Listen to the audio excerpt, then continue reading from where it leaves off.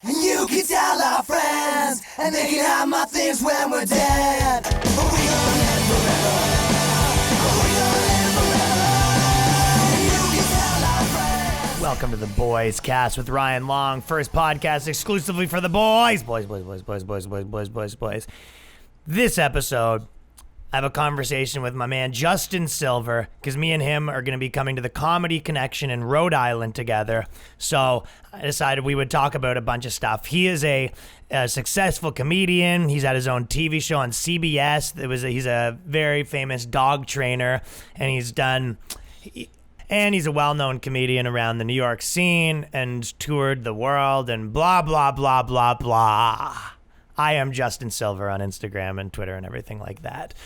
Now, and we're going to go through this article as the authority on dogs, women and big dogs, everyday target for sexism, as well as some of the problematic areas in the championship dog area, as proposed by Huffington Post, as well as this woman that went on this experiment where she was telling she went on dates with 100 guys and has all these problems with everything that guys do in the world on dates. And we're going to go through all that leading up to our show. So I know that's just one show, but we're doing it together and it'd be cool to sell it out. So that's why I thought it would be good for me and him to talk about that stuff. As well, I have put a solo episode on the Patreon with some cool inside scoop about the last Trump video and the place we did it at, and went through the article about that I mentioned last time. I went through all the stuff about, they need more disabled mannequins, and the talk about how government's telling businesses what to do, and a lot of other inside scoop at patreon.com/theboyscast, and that's up now. The Boyscast, thank you for supporting. And this is Justin Silver. And so Justin, I already mentioned this probably before, but Justin's a super funny comedian, but also this professional dog trainer. You had your own show and you do all these private lessons and the whole thing. And you're probably one of the best guys at ignoring woke shit. Remember when we were at your friend's house and literally it was the day of the riots, and I was like, dude, we gotta go to the riots. And Christina was there, and she was for real. So she was like, I know, we have to support. And I was like, I meant I was gonna go to party. And then I was like, Justin, let's go fucking party at the riots tomorrow. And you're like, dude, I want to make pancakes tomorrow. Here's the thing is I support the protesters. I get all that, but it's this is I could be at fault for this, but because I do so many things in my life, I'm being sincere with you, because I do so many things in my life that are giving back to the community in ways. I run a charity, I do all this stuff with dogs. And then I'm like, I don't know what podcast you think this is, but people are like, yo, pussy. I get that. But because I can't sit there and watch the news and be so affected by things that at the end of the day, I'm like, how much control am I going to have over this? And what's the, how do the scales weigh in terms of how much that's going to fucking tax me, just in terms of anxiety about worrying about things? So it's the way I get information is when people go, can you believe that happened? I go, oh, what happened? And then you tell me something and then I know. That's it. Well, it is. It's that's how most people live their life. It's you care about your own thing. And everyone's like, you should care about this. Yeah, dude, I'm fucking not 20 years old and I'm not an activist and I'm not going to live my life based on whatever new movement you think I should be out there holding a flag for today. This is that. But I have the things that are super important to me. When it's animal rights, things like that. Dick. I'm on the forefront of, I wouldn't say pushing agendas, but educating people when it comes to those are the things that matter to me. Do the other social things matter to me? Yes, but those are not the things that are on the forefront of my agenda. They're just not. And so it's okay to say that and be well, then you're racist. Well, I'm actually not racist, but that's just not on the forefront of my agenda. Yeah, sorry, I'm not you don't just jump and I say how high and change my entire identity for every 2 seconds, whatever you think's in vogue right now. Yeah, I couldn't think Black Lives Matter more. I couldn't think all lives matter more. That's never even been questionable in my mind. So it's I don't have to sit there and march. I'm not having that argument. Yeah. You know what I mean? But it was funny. So, but there is this thing with all the woke stuff. It just infiltrates every part of your life, because there is a lot of people that I know that work at companies and whatever, and they go, I'll just kind of ignore it, whatever. And you're there's a point where you're you can't. If you're a sports player right now, you can't just ignore it. If you work at any sort of station, you can't. There is a point where, and even with you, with the dog stuff, you have people messaging you. So Justin posted a video. Can I walk it through? Yeah, explain it. Okay, so I know, like Ryan will tell you this. Like I've been living in New York for my entire life, so it's like when you're born and raised here, you kind of like walk between the raindrops here. I know everybody in every neighborhood of every ethnicity. Like I'm like, dude, Justin walks his dog through the area, and 19 gay dudes are like, Justin, crazy night last night at the beach house. But it's like, listen, I swear to God, I have a guy who could like fix your ceiling, neuter your dog, and kill somebody if you wanted to, and it's all the same guy. You know what I'm saying? So it's like I work in all these different neighborhoods with everybody from like really, really privileged celebrities, like up in, you know, Upper East Side mansions, to like working in like underprivileged schools to educate kids on like, you know, animals and how to train. To so I work with everybody. Drugs after hours. Exactly. So I'm in Bushwick. This is so funny. I'm in Bushwick, and I was like, hey, I was just explaining how to do something on like a live with a client that I was with, right? She's Spanish. Without Andrew Schultz's dog?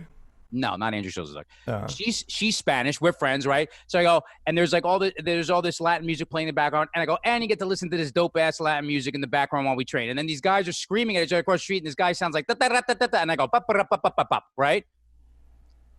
And this guy goes, hey, I was so on board with your teachings until all your racist slander. And I was like, wait a second, that's what you got out of this video? Like I did this whole tutorial on how to do something. And then he goes, you know, it was just a long message. You're trying to grow a following. I don't know how you think you're going to accomplish that with your toxic responses. Now, and I was just laughing as I'm like, no, toxic is if I did what I did on my comedy page, where it's like I screen cap what you just wrote, then tag you in it, and then I say, hey, everybody, go for it. And I just let everybody you're out of your mind, dude. Yeah, dude. I mean, it was a little much when you had the dog video where you said, and also take your dog, and if you're Chinese, you will say ching chong, ching chong. I thought that was a lot. Yes, that was a lot. But there was so there's this article, and this is a HuffPo. There's two HuffPo articles, and they goes, women and big dogs, everyday target for sexism. So that's the gist of the article. And we had... I didn't get that. Okay, so I'm going to go through the whole thing, but the gist is that she's saying that when she was walking her dog, because she has a big dog, people are like, you shouldn't have that because you're a small little woman. So she's getting sexism because she has this huge dog and everyone thinks she shouldn't handle it, which is kind of reminds me of what happened to you at the Stand, where at the comedy club, and this lady comes up to Justin. And she goes, oh, I follow you. I like your videos, but you're too rough with the dogs. No. That's not what she said. What'd she say? She goes, you're so aggressive with them. And I'm like, first of all, you did the last thing you could ever describe me as is either rough or aggressive. I go, what do you mean? Because you have a big pit bull. The way you handle them and play with them. I go, wait. I go, what are you talking about? She goes, well, there's just such big dogs. I go, did you watch the ones with all like the little dogs I have? Because I have more little ones. She goes, oh no, I just see the big ones. I'm like, yeah, well, scroll down, idiot. Like, like, no. Yeah. I play big with big dogs, small. What do you? It's just like, yeah. And that's why, but I'm saying it's like, it's different because there was a point where, you know, most of the criticisms are like, oh, this guy's vulgar or whatever. But right now it's different because they're like, oh, this guy's racist. And you're like, if they tweeted Justin Silver's racist, that would catch on and become like an issue. So it's not just these like little things. But yeah, I don't care. Yeah. I honestly, like, all anyone have to do is hang out with me or ask me. Let me tell you something. The squawking of every little insecure idiot who has a Twitter handle, wagging the dog of society, big corporations, Hollywood, all this stuff is so goddamn absurd. Like Ryan, I'm telling you, I was on some podcast and we were watching this video where Volkswagen apologized for their commercial that they did, that racist commercial, which wasn't, and you could so see. You what could was the so commercial? see the intent. I'm going to tell you, you could so see the intentions of what this commercial was, how it was misinterpreted, and how Volkswagen as a corporation just decided to capitulate themselves and just bend because they were like, oh, somebody said something. Here's what happened. You have this cute Volkswagen car. It's like a yellow car. And then you have like somebody like peeping in the windows of the car, like, oh, that car looks awesome, like dressed in like really fine clothing, right? And then, you know, when you do that thing where you're like, I'm crushing your head, like you wink one finger so your hands look like bigger, like they're crushing someone's head. So then you see these fingers like pick the person up and move them away from the car. Like, nope, not yours, it's mine. Like everybody wants one, right? Now, in today's day and age where we shouldn't see any color, would it matter what color the person was peeping into the car and what color the hands were? It shouldn't. You're was like, it because they were Asian and the car is yellow and that was the problem? It wasn't that. Good one. The guy peeping into the windows were black. The fingers grabbing it were white. And then Volkswagen was like, we're so outraged at our marketing department for creating such a racist. It's like, that's not what you were doing. You casted somebody. The black guy got the bigger role, which is actually the role that he auditioned for, because he's like, yeah, I'd rather be the guy. I'd rather be the guy noticeable than the hands. And if we're all like, well, no one sees any color, it's everything. It's like the overemphasis of trying to make everything fair it's just reversed racism. It's like, what's the difference what color the hands were, what color so they should both be black or both be white. So like you got to safe end it in every single way. How about it's all just people? You know, when you watch cartoons, or when you watch what's an example of like something for kids? When you watch like the Muppets or whatever it was, like everything Epstein's is Island. colors. You're not like, oh no, all the blue people are over here, and it's come on, man.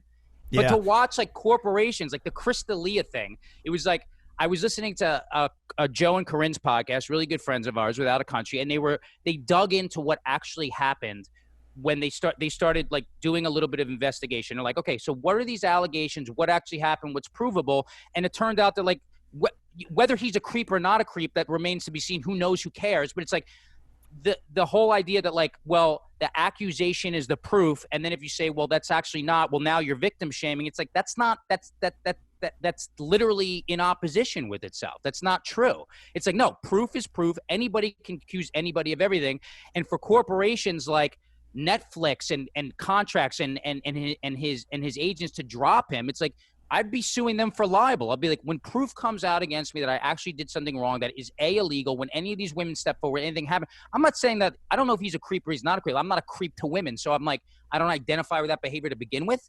But the point is, I'm still like, well, what actually happened here? What's provable? And then like they looked into it a little bit. You're like, well, who's writing this article? Where did they go to school? What's their agenda? Oh, it's like a pop culture gossipist, like looking for something to preach a narrative that happens to be her narrative, and he happens to be the one that sort of that's the target she wants to throw on the dartboard for the day. It's like, well, that's not journalism.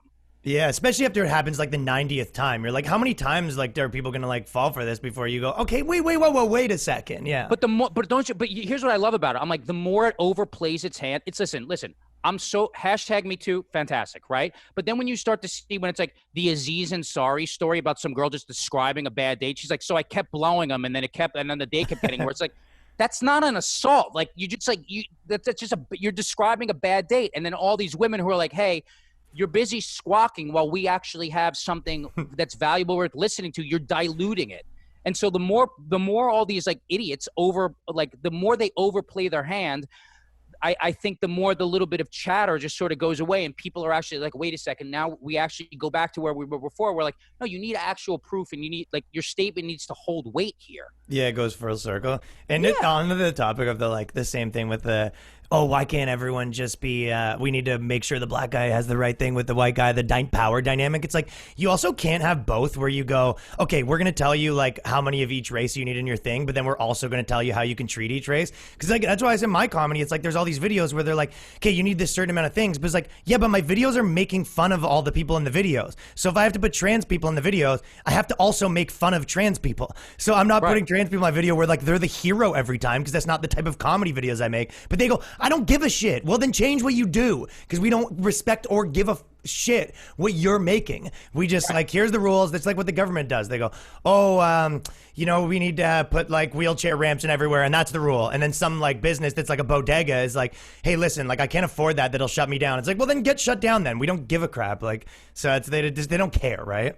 Yeah. The funny thing about your videos is like people like they don't. It's like you understand that like sarcasm and irony is the prerequisite to even pressing play here, right? You understand that like the whole point of comedy, and this is like, it's insane to me that this even has to be explained. The whole point of comedy is to like caricaturize all these different social elements, to make fun of it, to show the absurdity of it all. And if in the process of doing that, you have to say the words that people are saying, well, you can't just be like, oh, well, he said the word, so now we can't. You're missing the whole fucking point. Yeah, skip that one though. Yeah, but I mean, skip that one. Yeah, because it's gonna be bad for the movie. Dude, I gotta tell you, man, being like the age I am, it's such a fun. It's what? 85. Being 85.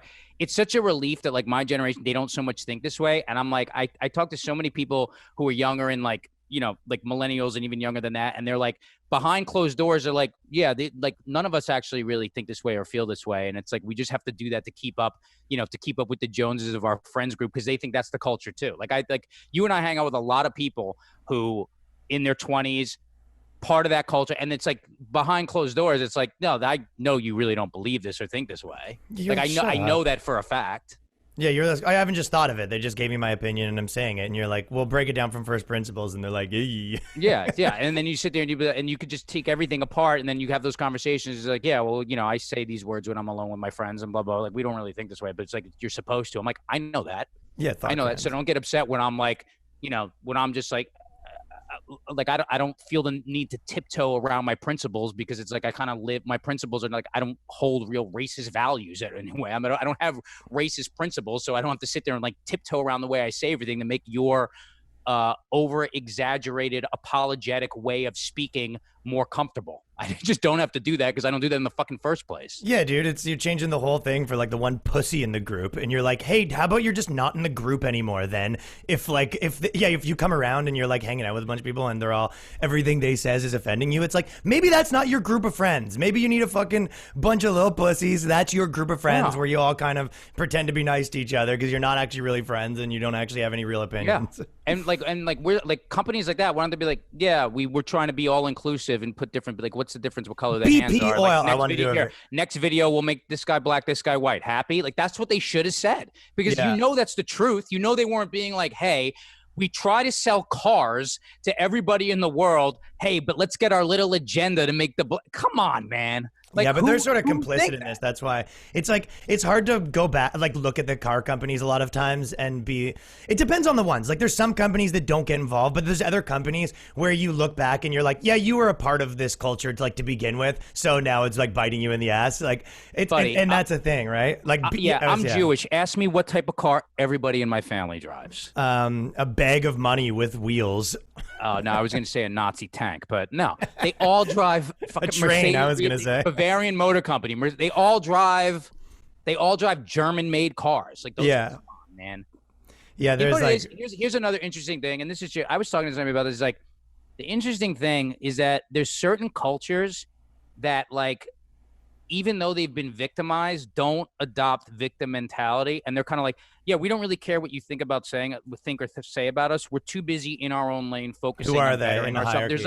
There's cultures that just do that. And they're just like, they're too busy like getting shit done to like worry about like the chat. They are. You look at like Israel and shit like that, and you're just like, yeah, we're just too big. Like we're the smallest country, the biggest badasses. And you think, but you think that there's no Jewish people. Like if you take because a lot of especially like Jewish people in New York are just sort of like they have the same 20-year-old white person mentality of like we're a victim, and there's definitely as much of Jewish people in that. You're talking about like Israeli warriors. That's like a different type of all those that's a different type of human than your New York like asthma Jew. Yeah, that's probably true. But I mean, maybe it's just the circle of people I hang out with that just aren't victim-y. Yeah, I think so. Yeah, I don't see you surrounding yourself. Well, that's how you get this article. Women and big dogs, everyday target for sexism, with the dog expert. Bruce wasn't. Wait, with who? Who wrote this? No. This is like a chick. So she has a dog and she has a gripe enough that she has to write an article for it. And here's what I do. When you explain this article and the point of view it's coming, I will give you a legitimate expert opinion. You can tell by the way people speak what's going on in their situation. I solve people's problems by the way they talk on the phone to me when they're hiring me for sessions. I go, I know exactly what this issue. You could tell by their vernacular. So I will give you this from like a total objective opinion, as if I'm reading this about someone whose dog I had to fix. Go. Okay. So this is what she says. Bruce is the dog's name. Bruce wasn't difficult down to the fact that he's a big dog with a puppy personality. No, I was failing him because I have a vagina. That's what people are saying. Means that I'm ill-equipped to train anything taller than my ankles. So this is I'm picturing her walking through the park with the leash and the dog's pulling her. This is a defensive person to begin with.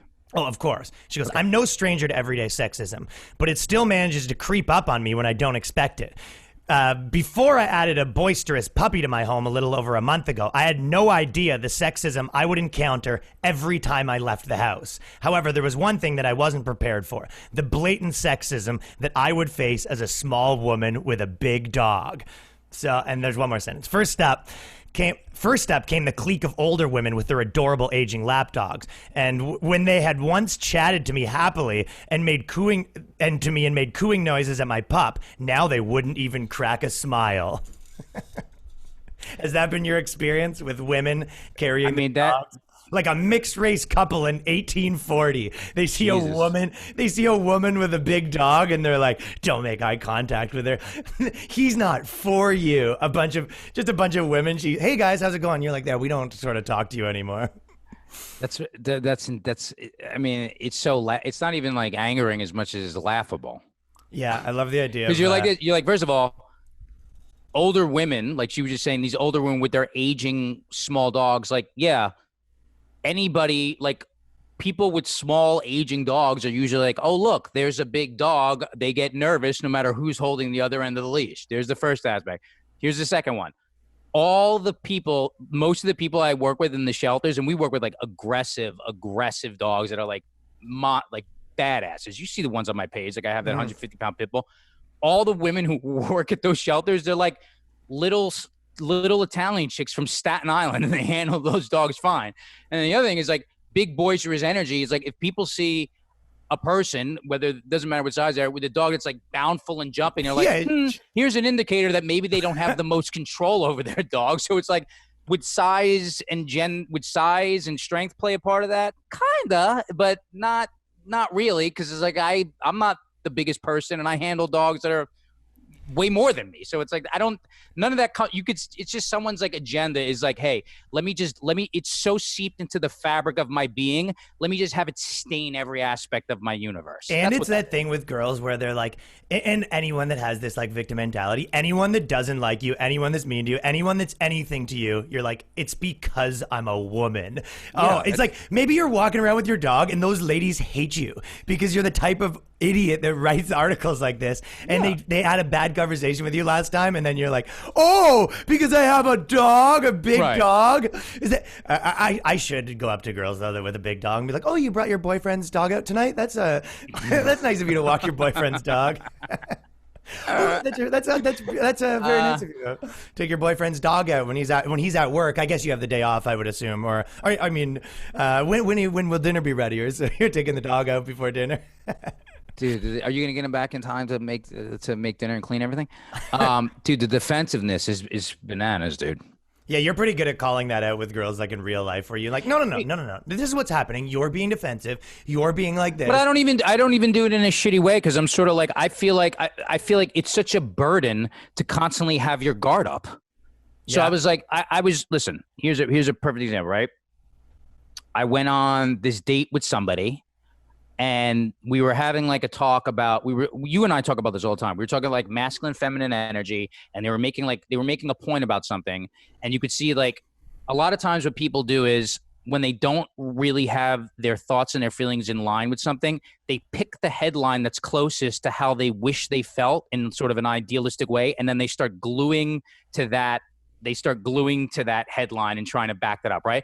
Yeah. And I could tell like there was like a lot of effort, and she wasn't really like thinking this way. And then she started walking really fast and walking ahead of me, and it was almost like, and I swear to God, I took her by the hand. And in such a nice way, I was like, hang on a second. I was like, come here for a second. And I just sort of like pulled her back. I was like, you don't have to do that here, by the way.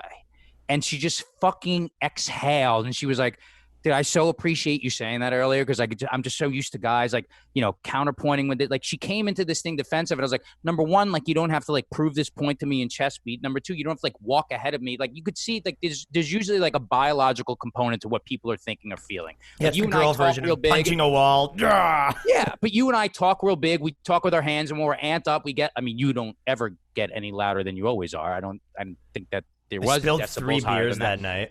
But I'm saying, like, I was like, you could just see it. I'm like, you could be at ease here. Like, there's such a fucking defensiveness with like the sexes, and it goes both ways. It totally goes both ways. Like, I have so many theories on why this shit is, but it's like if you've been like, if you're not defensive in the first place, treat women well, respect like both. It's like you're just never a part of these arguments, and then when people start presenting them to you, you're like, you can mitigate them so easily by just like, sometimes I just feel like I almost feel like the basketball coach whose players are getting into a fight, instead of yelling, goes, come here, boys. Can you both come over here? Everybody settle down. Let's go back to what we're doing. And they're like, oh, okay, I get it. Like, you just don't have to be part of the fucking fray. Yeah, and especially like if you get involved in like some new ideology and you're like involved in all this stuff, it's like, okay, I'm fine with whatever. If I chose to date some chick that's a part of that, which, you know, maybe isn't the move, but if you do and you go, listen, do what you want, but like don't bring that to me. Like just, you know, because you're into a new thing. Don't find your new thing that you read on the internet and then bring that shit to me and take it out on me. Like, I'm not a part of that. I don't play that game. And if you want to, yeah, so you can kind of give it to him like that. But she says that people say that someone like me wouldn't be able to manage him and that he would get frustrated without having a proper leader. I just love that it's. But maybe instead, like, maybe that's true in her case. Maybe like she's not equipped to handle that dog, and it's got nothing to do with that's like her as an individual. Yeah, like, there's so many when I go on training sessions, there's so many men where I'm like they're like their voices are soft and all this. I go, dude, you got to speak with some authority.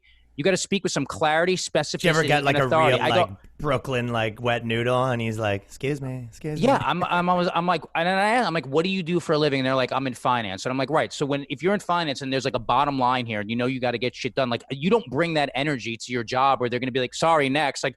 You know, businesses don't care about, like, they're just like, no, we have a bottom line and it's math and you better be getting this fucking job done. When at the end of the day, I'm like, yeah, I don't care that, like, you know, you have to speak with a certain vocal tone and embody a certain form of, I don't want to say dominance because it's not dominance, but a certain form of like self-strength and self-efficacy to communicate this information. If you're not doing that, you're going to get walked all over.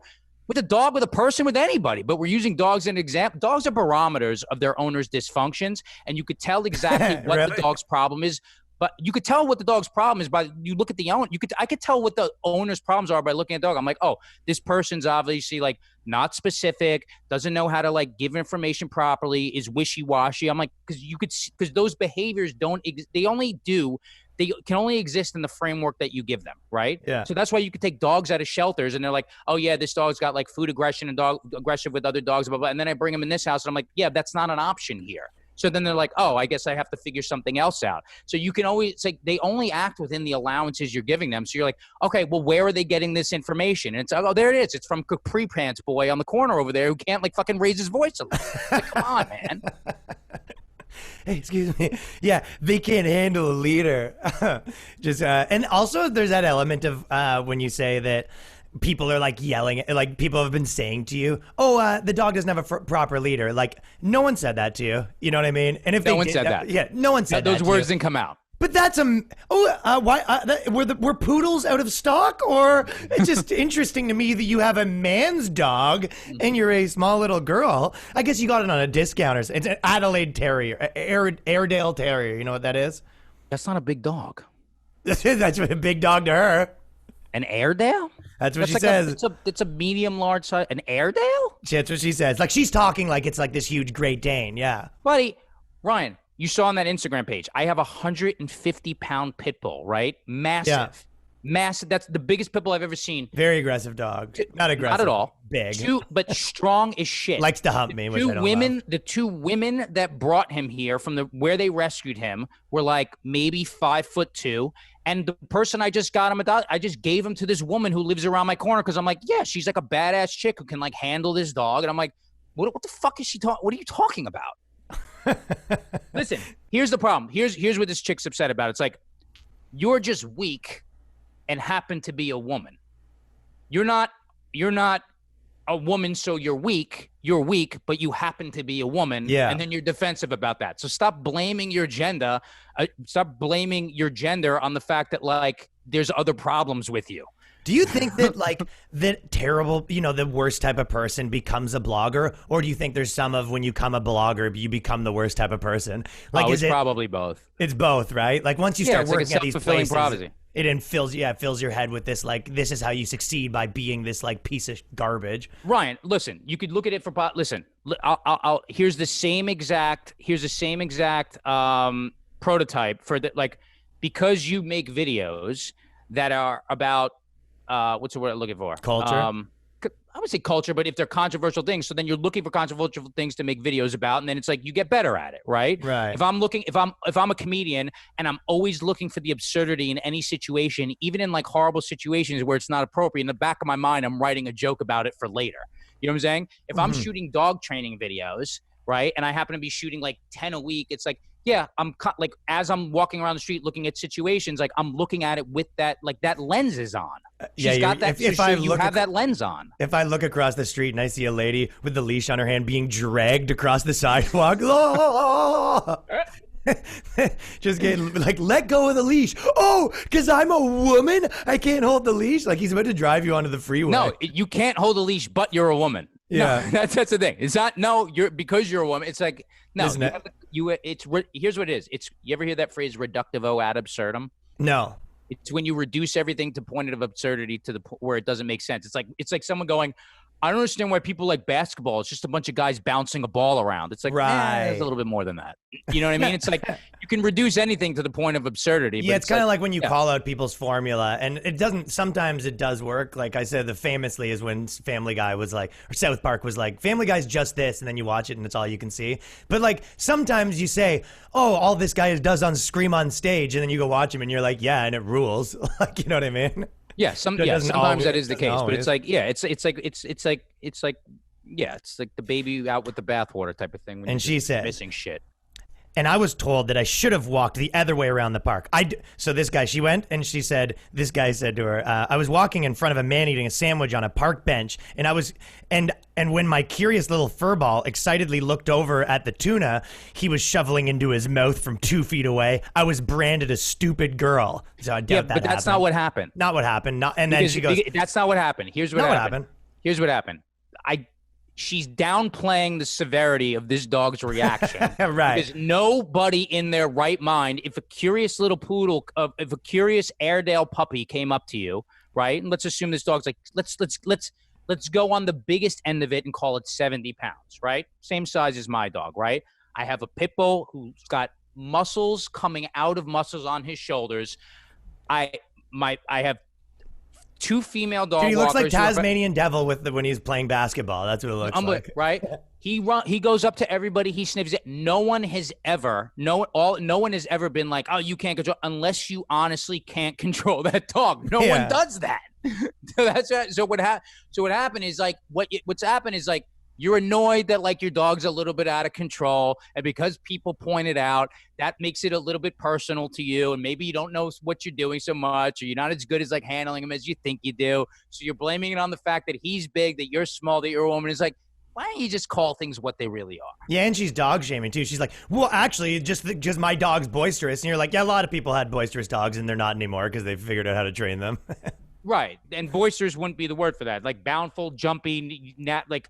That just doesn't happen. Like a curious puppy doesn't just walk out. Like if someone's eating a sandwich and then they're like, hey, you should walk the other way, that means that dog like lunge for that person, try to eat the sandwich. I don't care if it's playful or not, but you're like, I'm experiencing some sort of inappropriate behavior in the way this dog is approaching me, and it's making me uncomfortable. So now I'm at the point where in a city where no one says anything to anyone, now I'm saying something to this woman, and I have to say it in such a way where she's probably walked down the street like he was probably that's not what happened. It's the equivalent of a guy, because people think like women are better with kids. It's a guy with like a 2-year-old and he's walking around like kicking everyone and throwing stuff all around, and and then they're like, hey, control your kid. He's like, because I'm a man, I can't handle children. Here's what I'll do. It'd be funny, and I would do this like legit. You can offer this woman, you could be like, hey, I'll even have my female Give me dog a walker. week with this motherfucker. No. I'll have my female dog walker do a session where I'm like, do me a favor, meet this woman in the nicest way, assess what's going on, and then you go handle it and you just let me know what it was. And I'll have Aviva, who's got Sweet Pea right now, who handles them so beautifully and all that. I'll be like, and you tell me. Right, I won't even do it as a man because she's not even going to listen to me. I'll be like, yeah, I can't imagine. Because I train a lot of people. I'm like, you tell me what happened, and then you give me the aggregate, and then I'll have her come on and be like, here's the situation, and she'll call it exactly the way it is. Dude, someone like this would have a huge problem listening to a man trainer, right? Like everything would be like, hey, you're doing it wrong. Oh, because I'm a woman. You're like, you hired me to do this. They don't, because here's why. You put them in their place. I do these things like at the level that, listen. first of all, men don't ask for help. Okay. 90% of the people I work with are women, and so many of them appreciate it. I go, listen, you're paying me a lot of money. You're paying me a lot of money, and you're paying somebody who's like, I'm legitimately like a 3rd-degree black belt, and not even self-proclaimed when it comes to this, like written books about this, TV shows around the world for this, like trained dogs around the world, around the country. Like, he's the guy that trained Count Dankula to train his dog. Do you know what that one was? No, but I'm laughing just so Count Dankula trained his dog to do a Nazi salute. But here's the thing: is like it's like people. You don't call me if you haven't like exhausted your resources at the first point. And they're like, no, I need to listen to what this person has to say. And I'm like, right. Like, let's stop playing like man and woman. Like, and I tell them, like, when I'm getting like pushback with men and women, I go, listen, don't play that shit with me. I go, I was raised by 3 women: my mom, my grandma, my aunt. Everything I know about assertiveness in business, all this shit comes from my mother. So drop that shit right now, because my job is to make you the best version of yourself that you can be, and that requires you standing up in your own spine, whether you have a dick hanging between your legs or a slit. It does not matter. Yeah. And so when you talk to them like I'm not treating you any different than I would treat anybody else, because we have an hour to get this shit done. So you can either throw a fit or we can fix this. You treat them like a little kid. And then they're like, all right, let's go. I'm like, so cut that shit out now. Dude, I had to do it the other day. I had this woman. She was a sweetheart. She called me. She goes, I have this dog. You're the 5th person I've called, lunging, barking, all this stuff and everything. I go, okay, well, what did they tell you to do? And everything was like avoidance strategy, walking around cars, waving treats. I go, none of that is addressing the actual problem, because the problem you have is an introductory problem, because when this dog sees other dogs, that's when he goes nuts. So you can run around cars all you want, but you'll just continue running around cars. So I was like, I'm going to take this leash from you, and I'm going to show you how to handle this. So I brought this dog into a pack of like 5 dogs. Sweetheart. The dog starts barking and growling. I go, now watch this. So I showed her these techniques of like how to hold it, and she starts crying because she's overwhelmed by it. And I go, listen to me. And I said to her, I go, I get that you're emotional about it. Knock it off. You have to knock it off right now. And she goes, but. I go, call your therapist after this. You have an hour with me for me to show you how to get this done, and you're going to stop crying when I actually fix it. How old is this woman? Late 30s. Dude, I would love to walk down the streets of New York and just see you yelling at a crying woman to stop crying. But I'm not yelling. I'm speaking the way I'm speaking out. I grab her hand and I go, listen, feel what I'm doing under this. Now you do this and stand in the middle of this situation and like stop crying about it because your dog sees you cry. Like stand up, like get powerful, get strong, like whatever it is you do, like put like the fucking mommy pants on right now. And then she did it. And then at the end of it, I'm like, did you still need to cry about that thing? She's like, no, it's gone now. I'm like, right. When you stop, like when you stop wiggling in the fucking problem, you get to like you seek the higher ground in a way. Yeah. And so I try to push people to that place, and I do that in fucking life with everybody. Yeah, I know for sure. Well, this is how she dealt with it. She says, and I was told that I should have walked the other way around the park. I debated throwing a full poo bag at him and then taking off, but I decided to smile and wish him a nice day. Ooh. Is this your dog? throw shit at the guy and walk away? It's like, if there's any sentence that tells you more than this guy gave you a weird look, she didn't even say anything. He just gave you a weird look, and then you decided, I'm going to throw shit at him and then run around. You're like, yeah. Who's reading this article being like, what a psycho that guy is? Can you believe him? By the way, there's like, in a million years, if you gave her that opportunity, there's no way she would have ever done that. No, and she goes, yeah, that's also true. Yeah, I almost fucking gave him one. I'm sure you would have done that. I'm sure you would have thrown a bag of shit in someone. Okay. When he was learning recall on a training lead and got too close to an unsocialized dog, but hers is socialized in her opinion, I was given abuse by the owner several times on different walks for being a skanky, badly dressed bitch. That's what she says. Nothing to do with the dog. Just, when I'm walking this guy called, hey, you're a fucking skanky bitch. It's like, oh, I can't have a good dog because I'm a woman? You're like, your tits are out. And you look like, what are you wearing that potentially that someone's calling you a skanky dressed bitch? And what does it have to do with your dog? No, she doesn't have a picture of her. But my guess would be like armpit hair, the whole ball of wax. Oh, I was going the opposite way. What do you think? And super hot? Yeah, I was thinking. I was thinking more like super hot, like I'm out of the club, like I walk my dog in heels type of thing. Oh, that'd be funny. But I don't see someone like that having a journalist degree, like writing an article for HuffPo. For Wait. What was the word you just used? A journalist. Journalistic? A journalist. Are you reading the crap you're saying to me? I said a degree, but I think you get a degree on you can buy one on a bubblegum machine, I think is how it happens. Just blaming everything on sexism. My ex cheated on me because just because they think my dog's too small. Right. Every problem in my life is because guys don't think that I can handle my dog. I'm sure. She's great.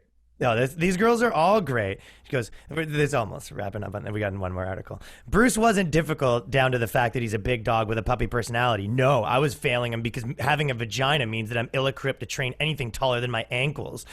Now that Bruce is fully grown, I don't tend to get insults anymore. It's a fun fact that people generally don't want to insult anyone walking an overgrown terrier with such large teeth. If her point is to be like, hey, having a big dog is like that Bill Burr joke is like having a gun that you can pet. I would never put an Airedale Terrier in the list of dogs you'd think that about.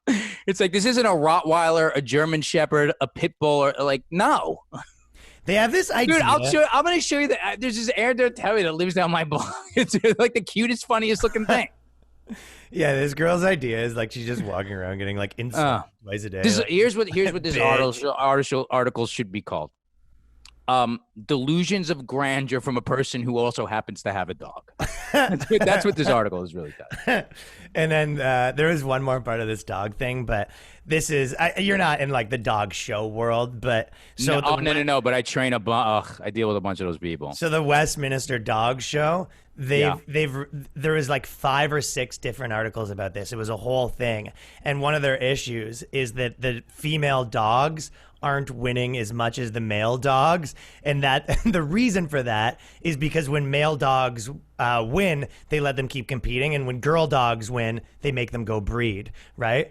So that's the issue, and they're like, so Hollywood, Wall Street, and Main Street have all been scrutinized for being sexist, and now it seems that the Westminster Dog Show is also deemed unfair to females. People don't like to campaign females around because they don't like to jeopardize their breeding program, she said. Males can be used as a stud anytime and still show and breed at the same time. And it's just like, when you read these articles, you go, yeah, I don't know what to tell you. Like, who cares? Who the fuck cares that female dogs aren't winning as much, like breed? Let me tell you something. Do you think those dogs give a shit about doing that? That's like, the gist of it. Like, who is this hurting? Yeah. I train so many people, and I'm like, yeah, this is for you. Like, this is like, yeah, it's fun for the dogs to be social and run around and all that, but you could just take them to the dog park to do that. It's like, who cares? And here's the other thing is like, this is for you. Exactly. Those shows are so pompous to begin with. All they do is they're trying to like embrace perfection the way like a pageant does, right? So they're like, okay, like I have Prince, that giant. I have the biggest Great Dane show dog in the country. He's the best, right? And it's like he doesn't give a shit if he's doing it or not. But they're like, yeah, he's gigantic, gorgeous. He looks like a stallion, and they're like, right. And when he gets a little bit older, he's not going to be able to do it anymore because they're trying to capture these dogs at like the pinnacle of their perfection, right? Yeah. So what you're doing is pompous and sort of aesthetic and sort of weird to begin with. Yeah, right? You're and not. Then you're like, you're like, okay, so after the dog has babies and then their like bodies stretch out and then their nipples get bigger, it's like, right, just the way the male dogs once their balls start to sag and all that kind of. It's like, right, you're taking a pompous culture and then you're splitting hairs of like the degrees of pompousness. Come on. Do they judge the dog's dick in the competitions? Like, is that a part of it? Like that one of the scores is like nice hog. So here's what they do. So with Prince, they do this thing where they feel their back legs and then they have to feel their testicles. So when I was training him to do it, I had to fondle his balls and get him used to it. And he's like a 210-pound Great Dane. He's like, but that's for the show. Yeah, they check their teeth. They check their scrotum, and he was just like, "All right, bro, I didn't know we were on this level, but all right." And then do they give like a check? Like, oh, this guy had like a nice stick. Yeah, he's like this guy's pat. He's got a sick piece. Well, the best. Okay, this next sentence was like making me laugh a lot. But the females who aren't breeding, but in heat, are always great for competition. But they say one of the problems is during the female cycle, which occurs every 6 months, they can be moody, so their coat may not be optimal, making it hard to compete. So sometimes if the dogs are on their period, they go, yeah, but it's not fair that some of the female dogs are a little bit erratic when they're on their period. Dude. Isn't that funny? It's the culture we live in. Like, I got to tell you, like, sometimes I was hanging out with Schultz yesterday, right? And I'm hanging out, and we talk about this other thing. I'm like, you just get like fuck everything, fuck everybody. I just want to be in my bubble of people who don't think this way. Yeah, no, I mean, you know what I mean? I've always said that. It's like, if you have, it's impossible you don't want to be with anyone while they're going through like annoying phases, whether that's like a chick, like, or your friends or whatever. Anyone that's going through like an annoying phases, especially when you're like 30, you're like, yeah, dude, go like do that and then come back a fully formed human. Because like when someone breaks up with someone and then they're like right after, they're like, dude, I've done something. They're like, they're just in that thing where like they wake up crying and they're like, and then they start talking to you, like they call you just so they can tell you what their problems are. So they're like, hey man, just wanted to call to see how it's going. I'm like, yeah, how's it? And you're just like looking at your watch, you're like 5, 4, 3, 2, 1. You know, I didn't really, I don't even think like me and her were, and there it is. You're like, okay.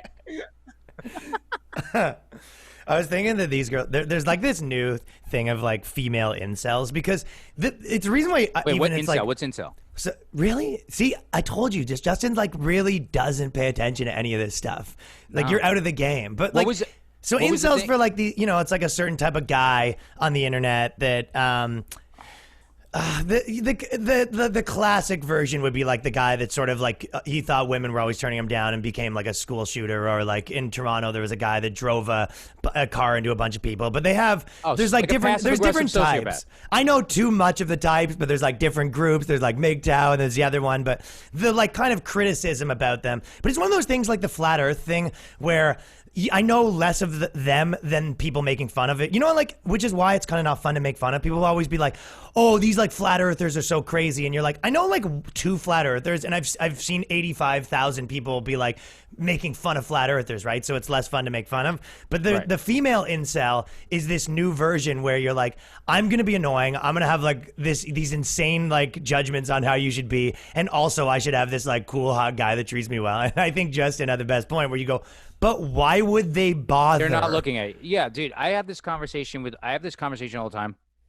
And this is like, and I have this conversation with women who are like very much on the forefront of like outspoken, strong women with social platforms, right? And we get into full agreement about this conversation when we talk like masculine, feminine energy.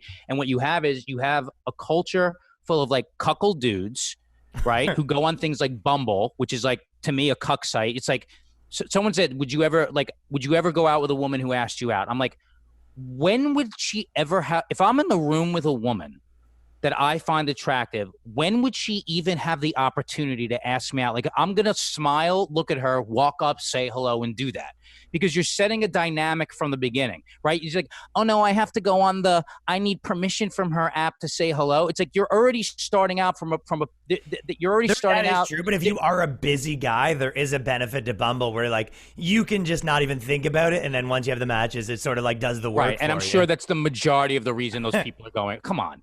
Please. Like the majority of people going on that, they're like, here, I want to know she likes me first so I feel comfortable saying okay, because there's this whole hashtag culture. But like here's what happens. You have like chivalry is kind of dead, and then you have men who are like their version of masculinity is a response to this like defensive femininity. So it's like they either are like chest beating Neanderthals who wield a club, right?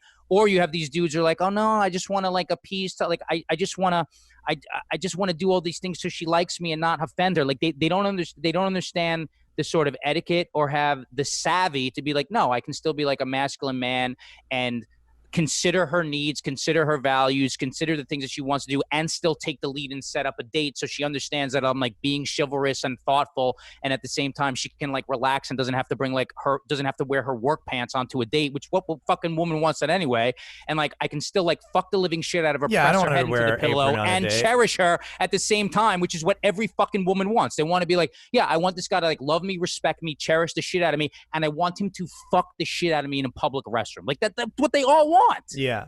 And it's like I talk to so many women about that, and it's like all these things is like I was having a conversation with like a friend of mine who's a celebrity whose girlfriend is like stunning, and she was like, yeah, men just don't do that anymore. It's so rare, so it's like you kind of end up settling, or you feel like do I have to be the man in this relationship? And then it's like they end up resenting these, then they end up going out with these dudes who are like so passive, and then they end up resenting the shit out of them, and then they start like hating men as a result of that. And it's like it's just this perpetual cycle, because you have dudes who just don't know how to treat women. And then you have women as a result who like are so emasculating and don't know how to let a man be a man and take the lead, because they're afraid that like, well, I can't give up my dominant leadership role. And they think it's like a power struggle as opposed to this like synergy.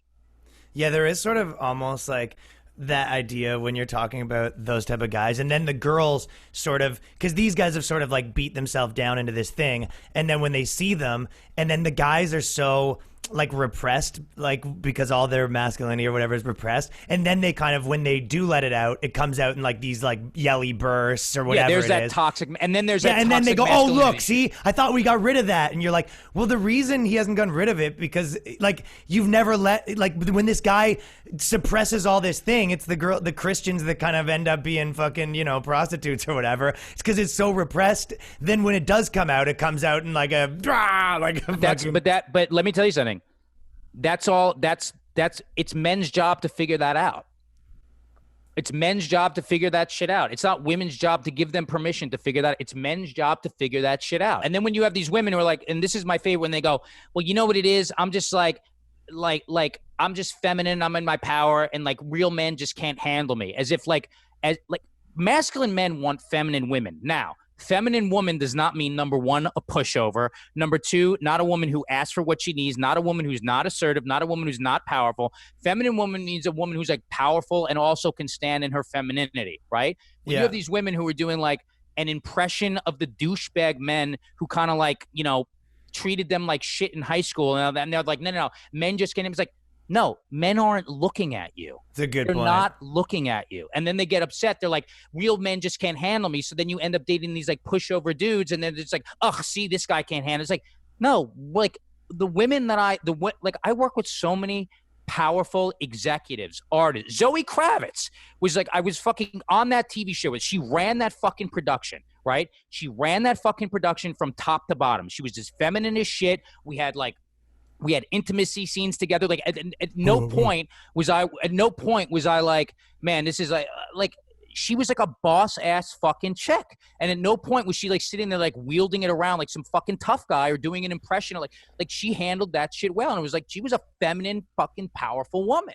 And I work with so many women like that, and they still maintain their femininity, and none of them do this immature version of like these women who are like, no, I don't get it. Like they start beating their chest, like they start beating their chest about like how porn stars are like such an empowered thing for women. And I'm like, what are you fucking talking about? It's the most like self-exploitive thing a fucking human being could do. And it's like, now you're weaponizing your pussy, and then like devoid of intimacy. Like any woman wants to do that. Like stop it. Like who the fuck are you talking to? And then when you talk to all those powerful women about that, and I know, dude, some of my clients, CEOs of these art galleries around these corners, that they don't sell pieces in those places for less than $10 million. Like they fucking run this shit. They have houses. They own properties in some of the most expensive buildings here. They have houses in they have houses in the Hamptons. And all of them look at women who like do that shit. They go, oh, those are just like dumb girls. That's how they think about women who talk that way. Yeah. They do. They also, and I'm like, I'm not, and like the majority of my following is women. Like I work with mostly women. Like I'm exposed to all these different types, and I'm sitting there with like powerful women who like, and I'm not talking about like made $1 million. I'm talking about like continue to earn millions of dollars. Like not someone who like lucked out and like, oh look, my fucking Instagram account, I got all these sweat. Like, great, I get that. I'm talking about like chicks who are like, no, I have my law degree. this is my Range Rover because the other one's in the fucking shop. But can you do me a favor? I need to rent another car this weekend because I have to send the guy over to my house in the Hamptons for the weekend because he's building the deck and I want him to stay in the guest house for the weekend so we can get it done by the time I'm talking about like people who make some fucking money and make choices. None of them act that way. They're like, no, I'm like powerful and feminine at the same time. They laugh at women like that. Yeah, they don't have like their guard up about every little thing. Why would they need to? Yeah, it's a confidence thing. This article, 6 things men do as sexist, which is a good one for Justin Silver. But the experiment, so this article is San Francisco-based dating coach Emily Loves went on 101 dates with 50. Emily Loves. Emily Loves. She went on 101 dates. There's a word for that. She goes 101 dates with 52 different guys. That's what the first thing I said about this. I go, no one asked you out more than 3 times. Exactly. And then imagine a guy did that. Like out of the gate, she's doing an article about how guys are sexist, and she's like, "Yeah, I just took 52 guys out on my date for an experiment that I was writing." Like, who like Tucker Max? You mean? Okay. Yeah, I'm writing my book. I hope they serve girl beer in hell. Yeah, findings from a whore. Continue. Come on. Yeah, and then the article is how these are things the guy did wrong. It's like, let's start with here's a thing that someone might be doing that's sexist. Use 52 guys so you can write in an experiment. Dollars.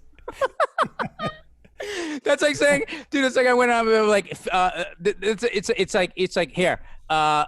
101 ways women give bad blowjobs. Here's what I did. I lined them all up in a room and blindfold and stuff. Come on. Yeah. The 101 ways that women won't respect a man. So I fucked 101 women and never called them again to find. It's like, what are you talking about? And then she goes, all right, let's hear it. As she sat chatting with her date, another man stopped at the table to talk business with the guy she was with. Obviously, I'm an entrepreneur. I mean, I don't know if you know that. And every time I try to interject or share an opinion based on the conversation, I felt as though I was sidelined and treated as a little kid. And I was like, out of the gate, you go, imagine like you're on a date with someone and a colleague of hers shows up and they talk about business for a second, like that they have together, and you're like interjecting on their personal conversation. Like someone from her work shows up and he's like, hey, we have this, I don't know if you heard, but this problem at work, this guy's being annoying. Have you tried paying him more? You're like, hey, just let us, I just like, can you let us, I don't know. And you're like, well, yeah, maybe you don't know the intricacies of our like hedge fund that we're talking about because you don't work there. Dude, obviously, I'm an entrepreneur. I write articles about sexist men. I gotta be honest with you. How refreshing is it to like think the way you and I think? Like, when we have conversations about this kind of stuff, wherever, it's like, how refreshing is it to like not be subjected to like that whole dating culture and the way that so many people do it? I'd be like, I'd fucking put a gun in my mouth. Yeah. I'd literally put a gun. If I dated masculine energy women, if I was like a shithead to women and like didn't know how to treat them right, it was like I never run into these issues with women. I never do. Either. I've always said this, that like, dude, any girl that's kind of like really into stuff, I mean, again, it's like, I don't think you want to invest into people that are like going through nonsense to begin with. But if you do, it doesn't like, I mean, me and Danny were talking about this too, but it's like, he was going on some dates that like, a girl, their whole life was about like hating Trump or whatever, right? And she's like, he's wrong on this. He's like, literally hung out with her for an hour. By like 3 hours in, she was like ready to put a mega cap on. It's like, that's how like impressionable these people are. Yeah. Danny's like a Trump guy, but he was just like, yeah, I mean, he didn't do that. He didn't do this. Like, it was just, so when people are like so all in on a thing like that, a lot of girls, the truth is like the girls that are men that get so impressionable that they get wrapped up. It's like, once you have their ear, it's like, because they were listening to all their friends. And if they're listening to you now instead of their friends, it's like, you can switch them back pretty easily too. Especially if they're like 25. I could get so personal on the I'm like, well, yeah, but it's the same way like 22-year-old dudes, and they'll listen to whoever, right? Like, there's a certain type of guy that whatever crew they're in, the kind of like main guy in that crew will have that guy having all of his opinions very soon. You see it on the internet. People start following a guy, and then that becomes their internet dad, and they think everything he thinks, right? But like a girl that's in the like 23 going through some phase, it's like you can wrap that brain back out of that pretzel in like a weak. It's not even fully formed yet. Right. It's like the brain's not, it's not even fully developed yet at 23. Men or women. And women listening, women's brains are, no one's are. Whether or not she's on a date, 1950-esque ideas about women and work, the outcome of his actions was the same. Lubbs felt that she didn't have a place at the table. It didn't take long for her to move on to someone new. It's like, well, yeah, you're doing an experiment about 100 dates, so it probably right. Didn't take long. You're going in looking for reasons to write this experiment. So you're looking for the negative. You're not like, oh yeah, I really like this guy, so I tried to work it out with him. There's one thing I expressed the fact that I felt this uncomfortable, blah blah blah blah blah, and then you have a conversation with him, and then you see if he's got like enough emotional intelligence to hear you out about it, and then you see if maybe you were wrong or being interjective, and you don't know what his relationship was with that person, or if he felt uncomfortable speaking about business and then like bringing you into that. Like none of these things were probably investigated for that, which is the way you would really go forward in a relationship to build, number one, communication, number two, connection, number three, intimacy. Moving on. Also, yeah, if you had, I would have a field day with this person. if you were the type of person though too that like. The guy, if the guy was like, if you're on a date with a girl and your boy shows up and you hang out with him for like an hour and talk about business, like, yeah, like if I was on like a first date you're an asshole. And you showed up and me and you talk about comedy for an hour while she's there, that's a lot. But it's like, did that happen? Or was this guy, his buddy showed up and he talked to him for like 5 minutes and you're like, I didn't have a place at the table. Is this the same as the dog lady? No, it's a different lady. Oh, I think it's the same lady. They're all the same lady. I know, that's my point. When people hear the word sexist, they tend to think of the most offensive thing they can. Says Demetrius Figiona is this guy's name, the creator of A Mighty Love, a podcast focused on dating and relationship advice, which probably sucks. But sexism, which in the case of romantic relationships usually impacts heterosexual couples. Usually, that's sometimes sometimes sexism, which is also funny. Like two lesbians and the one being like, you're in the kitchen, you're a woman. She's like, you are too. Yeah. Two gay guys with, go fix the shed. No, you fix the shed. You're the man. You're supposed to be the man too. So sexism is broken down into two categories: hostile and benevolent sexism. Hostile sexism is more overt. Cooking is a woman's job, is what they say, and we usually think of that. But benevolent sexism, on the other hand, is often subtle. So let me put air in your car tires so you don't have to get your nails dirty. That's benevolent sexism. I'd like to say put in your Twitter handle, benevolent sexist. Benevolent sexist? I consider myself a bit of a benevolent sexist. So one's like an aggressive form of it. The other one's sort of just like anything. Is degrading. It's kind of degrading. The other one is anything. Like if a girl's picking up like something really huge and you're like, you want help with that? Like, I don't need help with anything. I find it so funny too, because like I have none of the guy traits where like I need to, and I feel no sort of ways about them, because I've especially like I'm confident enough, I've been successful, whatever. I was always like in most groups growing up in my life, I was like I wasn't a bitch or anything like that. So when this idea where girls try to flip it on me and they'll be like, hey, this is like kind of the guy's job to like fix the air conditioner, for example. I was like, yeah, I mean, or it could be your job to call the guy and I'll pay for it. So we can do that too. I have no ways about girls trying to use like the guy thing about making me do stuff. It's like, yeah, you should change the tire. It's like, yeah, or you could also change the tire, because I have no interest in doing that. Here's the bottom line of this is like, there's a lot of pussy ass men who write articles that are like, the counter version of this. So they're like the shithead guys who are like, here's why women suck, right? Which is basically, they're the equal opposite of these like dumb women. They're just like solid article. Bonehose. What? I've read that article. Solid article. Solid article. You don't like, you can almost be like, listen, neither of you are going to be happy or find what you're looking for with this paradigm anyway. So what ends up happening is like at one point they either just remain angry and they just stay miserable people forever and they're lonely, or dissatisfied in relationships, or at a certain point, like somebody that like close to them just sort of kicks reality to them, and they're like, oh yeah, I've been like a fucking asshole my whole life. And then I read some stupid book like Getting to I Do, which is like a horrible title, but like solid advice. And like, oh yeah, like I realized like I was either going to be right and miserable, or I was going to be realize like, yeah, I'm like a female dickhead, or like I'm a male piece of shit. You know what I'm saying? A male female dickhead. A male dickhead is like, that's just given. Like they're both dickheads. Male female. They're both dickhead. assholes. It's the guy who has you have the game, like when you go to a hotel, like, do you have the Bible in under the drawer? And they're like, yeah, we have the Bible. Like, no, my Bible, the game. I was loving the idea of a female of negging, but I was gonna do like a pickup artist, but like a woke pickup artist, like because he's getting pussy for not liking Trump and stuff like that. And well, they have him now. Yeah, I know, but then of course, but the negging is when you go up to a girl and you say, do you identify as a man or a woman?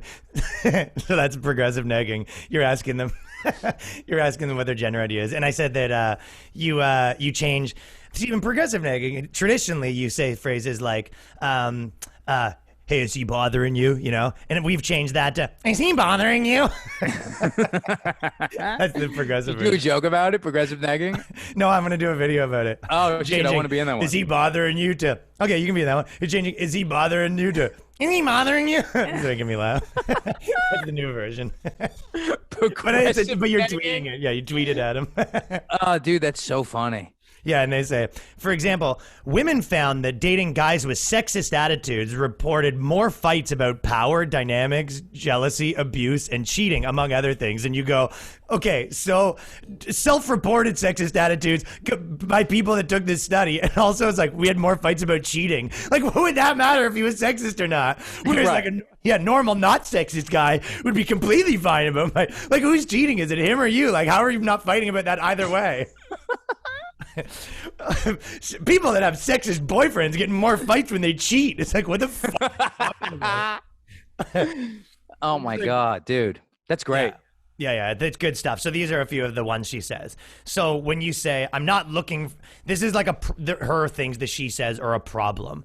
One is like when you put her on a pedestal. So that's one of the things. Like sometimes wait, this is a problem or not a problem? This is a problem for her. So if sometimes sexism can come across as a friendly gesture, rushing to open a car door on your date to make sure she gets home okay, or examples. So that's the kind of shit. Like anytime that you're kind of like going over the top for a girl, they say like that's sexist behavior. Or and you go, there's all this stuff where you go, the problem is men do stuff that they think you'll like. Like the guy's not doing that to be sexist. He's doing that because he thinks you're gonna like it, and then maybe he can smash. Let me even do you one. Let me even do you one better on this. Right? Here's what women complain about. Right? Yeah. And at the same time, this is where men's subtlety of this. When men fuck this up because of their lack of couth on etiquette and how to do it, and women are unclear about what they want and don't want. First of all, when I'm walking down the street, right, and it's like shit's gotten like a little sketchy with COVID, right? Yeah. And especially like there's certain corners, like I live in a nice neighborhood, but there's certain corners where you're like that corner is there's like little pockets in New York where shit's like sketchy, right? And I'm walking with unsaid girl's name, right? And she looks good and all this stuff. And we're walking down the street and there's like, I know there's something says, like I take her by the hand and I'm like, here, come. I'm like, walk on the side of me, right? Because you don't have the like sixth sense and that input that a male has with testosterone. Or as good as I'm looking around, vision. I'm like, what'd you say? Or as good of peripheral vision. But like, I'm like on guard because I'm like, listen, if this dude, like, I'm the first thing getting attacked in order to, like, I still have, like, my job still to protect you and make you feel safe. And also, I want a woman who wants me to protect her and make her feel safe. That doesn't mean I'm like, hey, bitch, wear this burlap sack when you go jogging because I don't want your fucking kitty parts. I'm like, what are you talking about?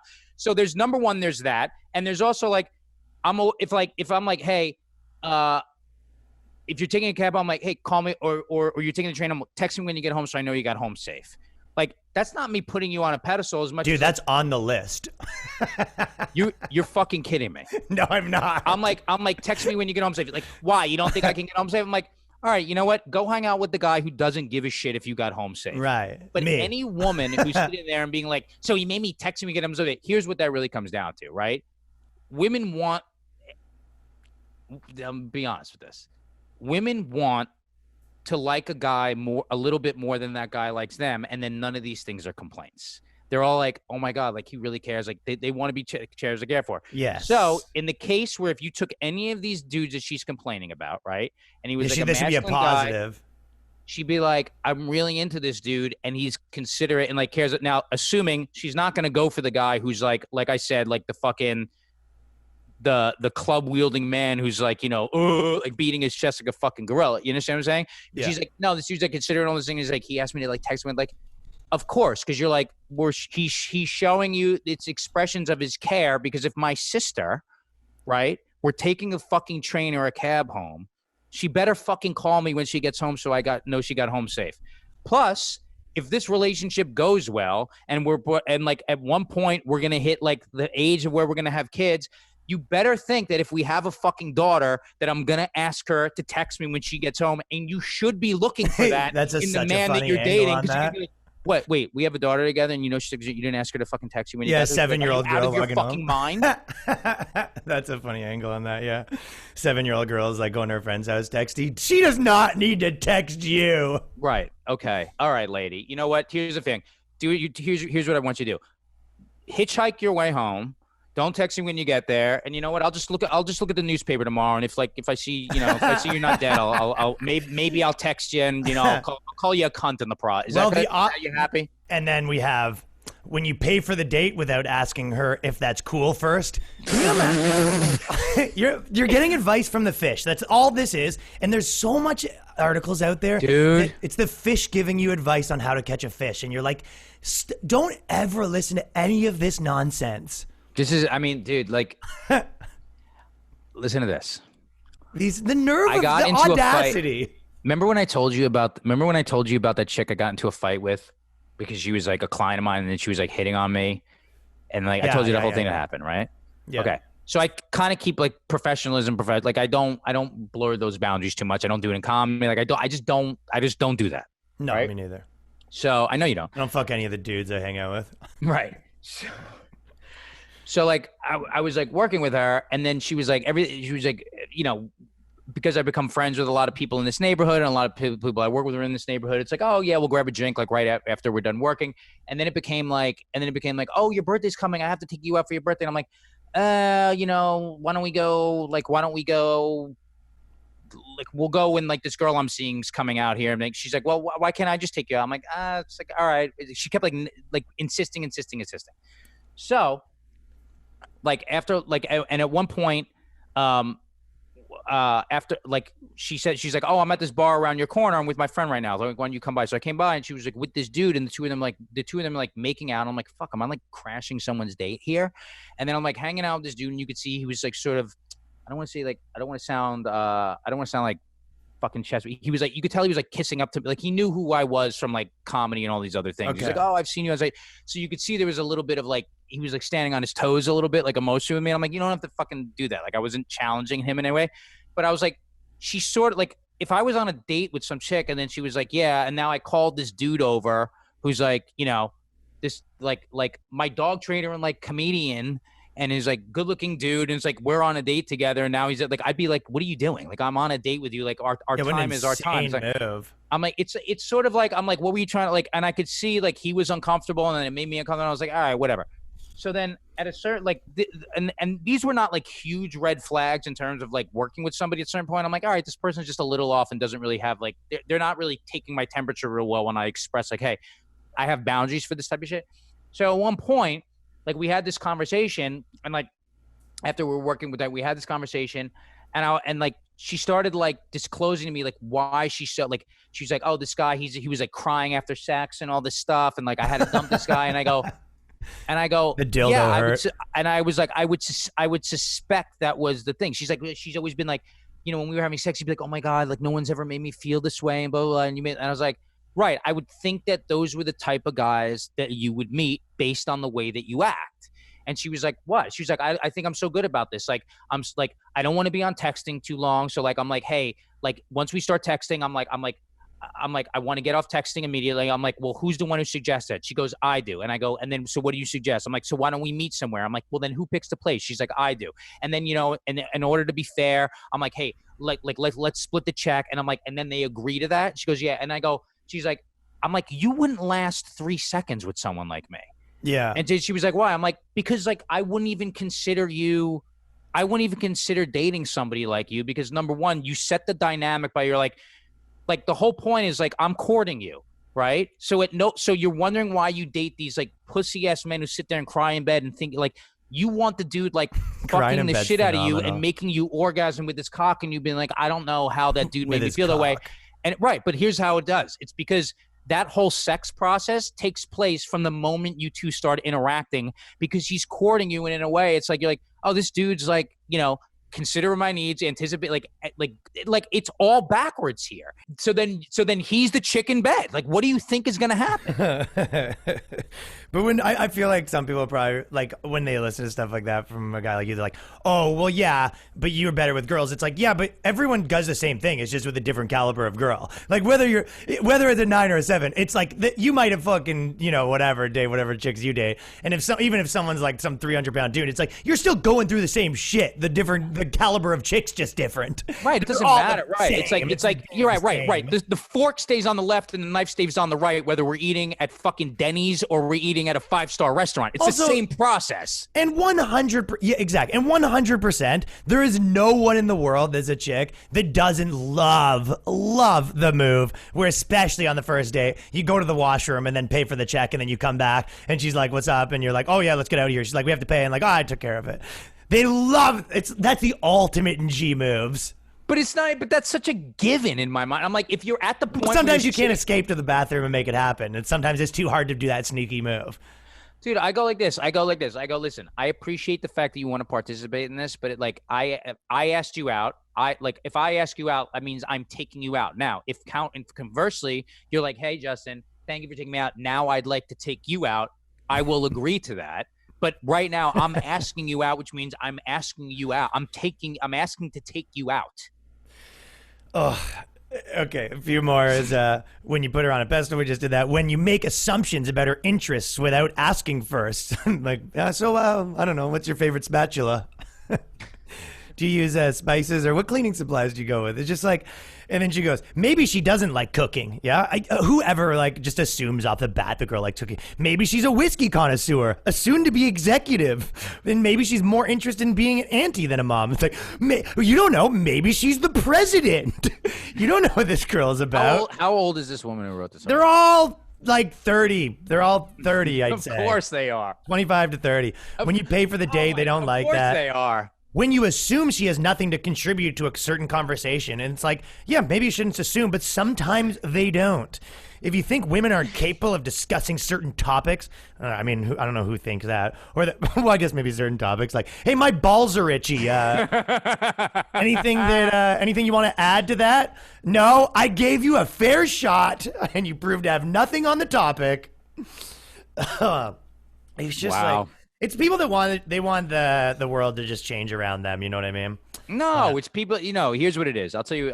Here's what it is. You have people who are in the early stages of becoming adults with their fingers on keyboards, thinking that what they're saying is actually making a difference to other people, and then believing that the shit they write is actually is dogma.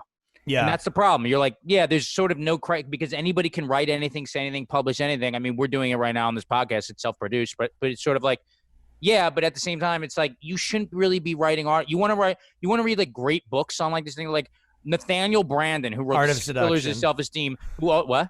I said Art of Seduction. Art of Seduction. He also wrote this book, like The Psychology of Romantic Love, and it literally explains from everything, like marriage as a concept, why it used to be, because land used to be next to each other, so people would marry for those reasons. Then when in the actual Industrial Revolution, when people started marrying for love, then they start discussing monogamy, and it's like you have philosophers, psychologists, and these people weighing in know what the fuck they're talking about. They're not just a bunch of 20 to 30-something-year-olds who went on 100 dates without calling themselves a dating call. Imagine getting advice from that person. Yeah, what is the advice you're offering? It's like when people give you advice on a company or advice on how to do comedy and they've never done it, and you're like, you're literally getting advice from someone that doesn't know how to do this. You're not an expert at this. And your advice is just like how the guys need to do things differently. And you're like, but they go, when you try to impress her by positioning yourself as an authority on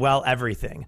And here's my advice to girls. Don't date anyone that reads this kind of article, but there is something to be like, you know, I think even as I got older, there was a bit of me being like, okay, talk about yourself like less, and a bit of that, and everyone sort of gets that. Yourself less? Yeah, I think every 20-year-old, like, they just kind of everything's just only talking about themselves. But there is also this other thing with, like, especially it depends who you're dating. If you're talking to 20-year-old chicks and you're like a 25-year-old dude and you're like talking to a 20-year-old girl, and you go, girls don't like the guy who's like, you know, you might think that guy's annoying because he's like, oh, I'm the expert on this and that. You go, but that guy's smashing.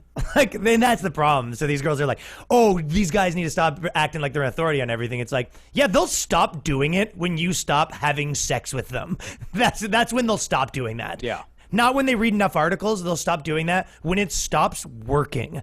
So that's the gist on that. But in terms of the paying thing, I'll give women some great advice to solve all these problems. Well, right? there's no ladies watching, but you can the guys can relay it to the girls. Here, guys with your girlfriends or like men and women, like, women date older.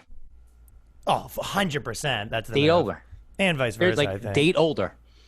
It's like 85. Those women's probably be like, yeah. And then I dated a guy who was like, I'm 30, and then like I dated a guy who was like 42. You were like, yeah, date older. They'd be like, oh yeah, you picked that. And he knows how to make me come because his form of sex education isn't from watching fucking Pornhub. Like, we have different older. theories on that. Your theory is like date a girl, and even after a year, still be laying down like nonstop performances. And my theory is I'm not doing that. I do not have that theory, dude. Oh, you're saying at the beginning? I mean, listen, that shit ebbs and flows always, but like no, I don't have that theory, Ryan. Okay. Of course. I thought you had more of the theory, like 5 times a week, even if you're married. No, I don't think that. No, I don't think that. I don't. Okay. I absolutely don't think that, and that's Dude, not ever been the case. I don't think that's possible. I don't think. Dude, the fucking dopamine system and novelty. I understand how the fucking, what do they call it? The not the hedonistic circle. The Helios effect. The helium. What is it called? The I forgot what it's called. It's basically how your dopamine system gets used to something and then it becomes less rewarding. It's like they take rats, they stick them in a tank together.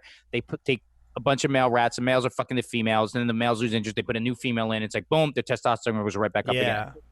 It's called. It's exactly very accurate synopsis of humans too. It's like, what can I do to spice this up? I don't know, be someone different.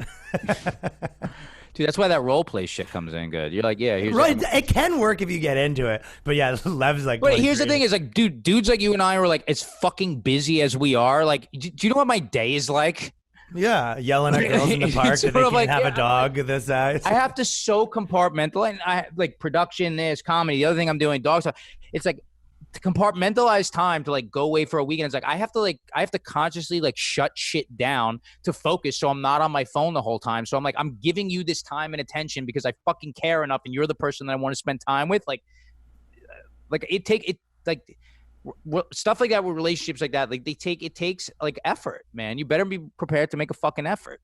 Yeah, I know. That's or set it up in a way that you don't have to. Yeah. But Lev said that he was like telling us he's like eats out a girl for like 15 minutes before he ever has sex, and he always makes her come first. And I was like, yeah, miss me with that. Oh, I always do. I did an episode on Erotica where she comes first, and it was like but in another way, it's sort of like, here's the deal. It's like, if you put too much pressure that they have to come every time, that puts too much pressure, because sometimes it's like a process. Exactly. Right. Yes. And they love the fact that like just like I want to go down. I'm like, you know what? You just went rollerblading. I love the fucking smell of your ass while you're sweating. Like bend over. When you just go rollerblading, they say that to you? No, I'm saying that. That was really fucking funny. Justin comes in with the rollerblades. He's got the knee pads on, elbow pads. I want to go down. Like I want to just get you up. They just want to get you off sometimes. So it's like pull your fucking top down, like blow, like the way like that. Like it turns me on to fucking be able to like get on my knees and blow you sometimes. But I'm like, but the other aspect of it is like, it's the same reason you want to kill at a comedy club. You're like, yeah, I want to be like, yeah, I fucking killed here. Yeah, with a new audience. The same old comedy club with the same 50 people showing up day after day. You know what the funny thing about Ryan is? Here, I'll pull a little bit of the fucking curtain back. Ryan, as like aggressive as you are, like you're a fucking sweetheart. So, you know. Yeah. Chicks love you. No, I'm because not. I'm a bad boy. no, you're not. Chicks love you because you are a fucking sweetheart. They dig you Bit of because a you're like bad- you're a sweet, caring fucking person. So that's why you can get away with all the shit you get away with. Yeah, doing all this sort of stuff is like, doing like the podcast and videos and all that stuff. You're like, yeah, Ryan's a fucking he's a fucking awesome dude who's a sweetheart. Like, what? Shut up. Like, no. He's like this. He's just like this fucking rocker dude who has no problems and makes fun of everybody. It's like, nah, not really. He's a fucking hardworking motherfucker who's a sweetheart. I butt headfirst into the same shit that you walk into, where people's like preconceived notions about who you are. But I'm like, That you're gay. You don't know. Yeah. I don't handle compliments well. The last thing I thought it'd be funny to talk about is because with the girls paying for bills and stuff like that, I thought it was funny because you were like the master at getting your money back. Like we went to Oh my God. we went away for the weekend, and then Justin essentially the place showed up and they kind of billed it wrong, and then he got the money back from the car and all these, and you have the ultimate like Jewish power to get all the money back, which I'm such a bad. I literally I could have got I postponed talking to my landlord to get rent decrease in COVID for the last 5 months, and I finally asked him, and he was like, yeah, and he took $400 off, and I was like, okay, I lost $2,500 just by like kind of being like scared to do it because I'm not that dude. It's such an interesting thing. Like I've never, like, and like I make fun of Jews all the time. Like as a Jewish person, I'm like, I Join the club. Right. I don't think I fought. Like I think I like Jewish jokes make me laugh. Like I don't fall into like the category of like defending my race type of thing. I think it's so fucking stupid. But like I've never found the stereotypic Jews are cheap to be. I've never found that to be true because we have so many Jewish friends in comedy. What do you find it? None of them are really like that. Here's what I think. I think people. This is where I think that comes from. Is like when I'm on the phone with my brother or I'm on the phone with my mom, and they're like, something happens. Like there's like late fees. I'm like, shit, these fucking late fees. It's just a given that you're never going to have to pay those late fees. And when people go like, oh, I got smacked with like, well, I owed on my credit card and then I had to pay like this balance and I got the late fees and then they're like, well, wait. I'm like, you allow the protocol of the first level customer service agent to dictate what you're going to do, as opposed to being like, well, put your supervisor on the phone immediately and give me your name. And then when I'm on the supervisor, I'm like, hey, yeah, for some reason, like I got 5 months these late fees. Something was happening. I wasn't getting my mail, whether I'm in the right or wrong. And most of the time I'm probably in the wrong with this. I'd be like, so I'm going to pay this off right now, but I want you to reverse all 5 months of those late fees. They're like, well, sir, we can't do that. I'd be like, okay. My family, we all have this credit card. I've been with you for 10 years. So here's what I'm going to do. Give me your name, put your supervisor on. I'm going to cancel my credit card. I'm going to let them know it's because you'd rather lose my business than pay back $150. I have that right? And then they go, okay, well, we can do 4 of them. I'm like, I wouldn't want to have to get someone involved. But it's everything. It's like, I don't know, like late fees, things like that. The fucking With the car Amazon thing, you were saying that you could just like not pay for packages. No, it's not like, but if there's like some shit wrong or late, I'm like, yeah, I'm not paying. Like, it doesn't want to go on record, I think. Prime means 2 days. If it's not Prime, they're like, well, we can't take this thing back. They're like, I'm not taking it to the store. They'll be like, what was your brother's one? Your brother like got everything for free at the wedding? No. My brother will do it. He does it like more slimier than I do. He'll go on some vacation with his chick, and they'll be. Okay, he went on some vacation with his chick. There was like some insane resort, and there was like a bug. And it's like you're at a resort in a country club, and there's like a roach or something like that. And he goes, "Yeah, I want my money back. There's roaches in your place." And they go, sir, well, we can't give you the money back. He goes, well, that's interesting because we're holding a if you look, my friends are considering places to hold a bachelor party. And this is the place that we were considering. But when I let them know about your insect infestation and I write about it, I think we're probably going to change our minds about that. Can I have the 3 nights for free, please? And then they'll be like, okay. That's now there's scumbag ways to do like that's scumming somebody through it. But it's like the general thing where it's like, paying late fees on like credit, it's like like those things. I'm like, I just don't, those things I don't. Those things are just like, at a certain point you have to like, there's a certain wrestling match, but it's like, if it's like 5 late fees or something like that, and I made a general mistake or something, I'm like, dude, you're gonna get that back. Yeah, I have crappy white guy scams, but these are my best ones. Is that when you go to the movies, if you go with a bunch of guys, you buy 2 tickets, and then one guy goes, and then 2 guys go in, and one guy goes out and takes the other 2 tickets, and then he comes back with another person, and then 2 other guys go out, or one other guy goes out with the 2 tickets again, and then brings another guy out. So you only need to buy 2 tickets, and you can bring in as many people as you want, because one guy keeps walking out with the 2 ticket stubs and bringing a new guy in. Yeah, that's like white trash shit. Like, what do you make a lot of money? What do you do? Like, why don't you just be like, why don't you just do it the way I do? Why don't you just be like this? Why don't you just be like, I told you it's white trash. Why don't you just do this? Like, here's my version of that, which is a little bit more like overt and not sneaky. I'm be like, changing the price tags on shirts. Sir, you can't bring any outside. Like, I'll bring like whatever the fuck I want to eat into the movie theater. Because, dude, I can't stand, like, I hate buying shit at airports. I hate movie theater popcorn. It's like, you're fucking me because you can. Hoof it.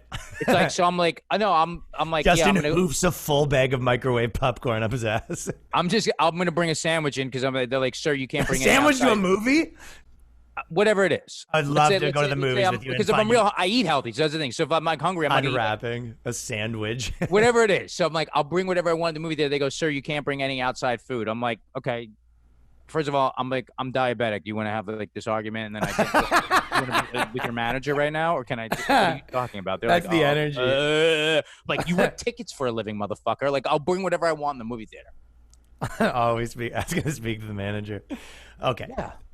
Guys, this is going to wrap this up. So the reason, and I already mentioned this, but me and Justin will be in Rhode Island, and that is, what's the date again? It is September 17th. That is a Thursday at 8 p.m. It is the Comedy Connection in Rhode Island. It's one of the most fun clubs in the country. The guys who own it are awesome. It is indoors, and they do such a good job at making sure that they space the seating out, so it's all socially distanced. It's going to be at like 30% capacity, but I did it last month with Big J Ogerson, and it was the most fun I had doing comedy since the quarantine started, because it's like, it feels like a legit, real, great fucking normal comedy club time, and you don't have to worry about like, oh my god, is it going to be okay? Are we going to be like, they do a great job at making sure that everybody's safe, that everybody's wearing masks, they do the whole thing. You don't wear masks at your table, do you? No, you don't. All right, good. But you're like, it's socially distanced. It's enough social distance where people feel comfortable. The drinks are great. It's like, it's a fucking good time, man. We're also, gonna have a even blast. if it wasn't, don't be a bitch. Just come anyway. Yeah. But so we're there. And you can buy the tickets at what? Comedy Connection. You can get them. Right? Well, you can get them on either. Do you have them on your website? I'll put them up. All right. So you get them at Ryan Log's website. You get it at mine at I am Justin Silver is my social media. And then it's IamJustinSilver.com, or you can just go to the Comedy Connection and get tickets there. But me and Ryan will be posting swipe ups. We'll be posting swipe ups throughout the week, and if you just go on either one of our social media pages, you also see the flyer for that as well. Yeah, check that out. I got a new video coming out Monday. It might be I have a pretty good idea that I'm not sure if I'm gonna do, because it's really a lot. So there's very possible that this Monday is gonna be a video that gets people pretty mad. We're gonna see. And this has been the Boyscast. Boys.